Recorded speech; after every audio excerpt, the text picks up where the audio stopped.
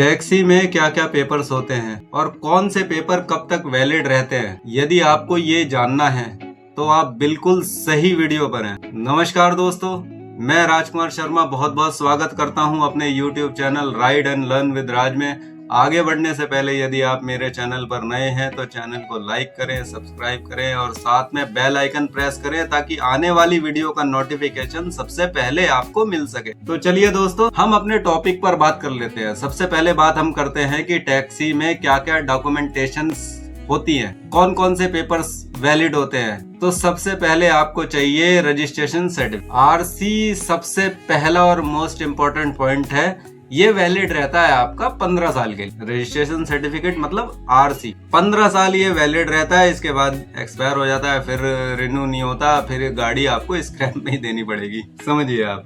Second paper होता है insurance. Insurance 1 साल के लिए वैलिड होता है टैक्सी के अंदर। जीरो डेप्ट होता है, ये आपको मालूम होगा अगर आप कैब चलाते हैं तो जीरो डेप्ट होता है और ये इंश्योरेंस 1 साल के लिए वैलिड होता है। इसके बाद आपको रिन्यूअल कराना पड़ेगा। और पर्सनल जो गाड़ियां होती हैं उनसे महंगा इंश्योरेंस होता है। अगर आम गाड़ी का 10,000 रुपए का इंश्योरेंस है तो टैक्सी का 24 से 25,000 रुपए का इंश्योरेंस होता है। थर्ड पार्ट में आपको पॉल्यूशन कराना पड़ता है। पॉल्यूशन बहुत सस्ता होता है, 120 या 140 रुपए ये होता है। और उसके बाद आप जिस स्टेट की कार ले रहे हैं या कैब ले रहे हैं, टैक्सी ले रहे हैं, उस स्टेट का 1 साल का टैक्स देना होता है। मैं यूपी में रहता हूं तो यूपी का 1 साल का टैक्स है 14,100 रुपए। उसके बाद आपको चाहिए परमिट। अगर आप NCR परमिट ले रहे हैं तो उसकी वैलिडेशन होती है 1 ईयर। यदि आप all India tourist permit cab लेते हैं तो उसकी वैलिडिटी होती है 5 ईयर्स। इसके बाद एक मोस्ट इम्पोर्टेंट पेपर होता है जो सब आदमी भूल जाते हैं। हमारे कैब ड्राइवर बहुत बार गड़बड़ करते हैं कि परमिट तो ले लिया 5 साल का, लेकिन ऑथराइजेशन पेपर नहीं लिया। यहाँ गड़बड़ होती है। ऑथराइजेशन पेपर का मतलब होता है कि जैसे आपका 5 साल वाला परमिट है, ऑल इंडिया टूरिस्ट परमिट आपका है, लेकिन आपने 1 साल का ऑथराइजेशन नहीं लिया हुआ है तो आपका चालान कट सकता है। दोस्तों, ऑथराइजेशन पेपर होना बहुत जरूरी है। जैसा मैंने आपको बताया है टैक्सी में क्या क्या पेपर्स होते हैं, कब तक वैलिड रहते हैं। सबसे पहले आपको आरसी चाहिए होती है, फिर फिटनेस चाहिए होती है। हाँ, फिटनेस जो है आपको 2 साल वैलिड रहती है। 2 इयर्स की वैलिडिटी फिटनेस की होती है।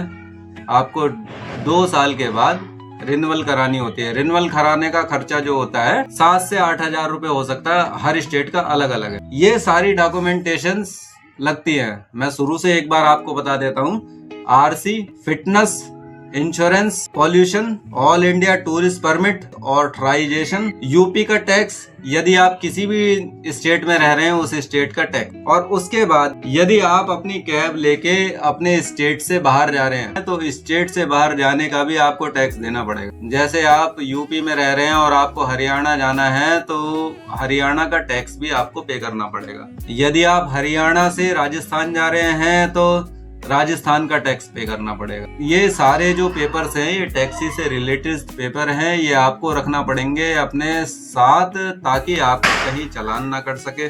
इसके बाद आपको जरूरत होती है वर्दी की। हाँ जी हाँ दोस्तों, ड्रेस भी पहन के चलाना पड़ेगा। ड्रेस अगर आप नहीं पहनेंगे तो 10,000 रुपए का चालान भी है। 10,000 रुपए का चालान हो जाता है अगर आपने वर्दी नहीं पहनी है। तो अगर आपके पास अपनी कैब या टैक्सी है और आप रोड पर लेके चल रहे हैं तो आपको ड्रेस भी पहनना बहुत जरूरी है। और इन सभी पेपर्स, ऑल ओवर पेपर्स के बाद आपको टैक्सी में भी कुछ काम कराने पड़े। जी, यही तो बहुत सारी प्रतिक्रियाएं हैं जो हमारे ड्राइवर भाई जो हैं नए नए जो हैं वो गड़बड़ कर देते हैं। ये भी प्रतिक्रियाएं पूरी करनी पड़ेंगी। ये तो मैंने आपको डॉक्यूमेंटेशंस बताई हैं कि ये पेपर्स होते हैं टैक्सी के लिए। ये सारे डॉक्यूमेंट पूरे हो गए और आप वर्दी में बैठे हुए हैं। वर्दी में बैठने के बाद आप अगर अपनी टैक्सी लेके रोड पर चल रहे हैं तो रोड पे चलने के लिए टैक्सी में क्या क्या कराना पड़ता है ये भी आपको बताऊंगा, लेकिन